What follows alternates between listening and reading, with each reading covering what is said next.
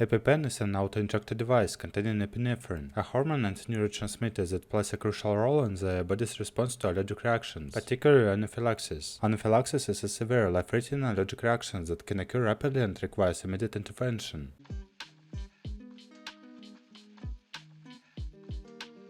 Indications: EpiPen is indicated for the emergency treatment of severe allergic reactions, anaphylaxis, caused by allergens such as insect stings or bites, foods, medications, or other triggers.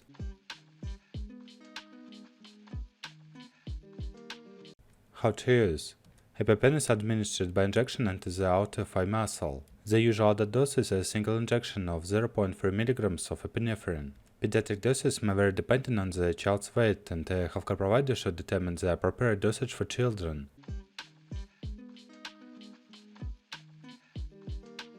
Contraindications: EpiPen should not be used in the following cases: non-hypersensitivity or allergy to epinephrine or any of the product's components, certain heart conditions such as coronary artery disease, arrhythmias without specific medical guidance.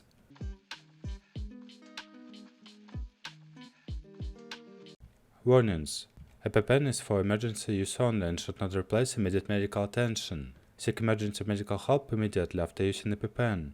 The individual or caregiver should be trained on the correct administration technique. EpiPen should be stored at room temperature and protected from light. Avoid exposing it to extreme temperatures.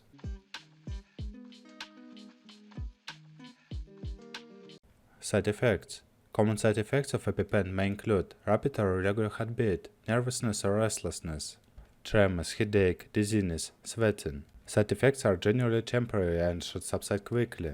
However, it is essential to seek medical attention after using EpiPen.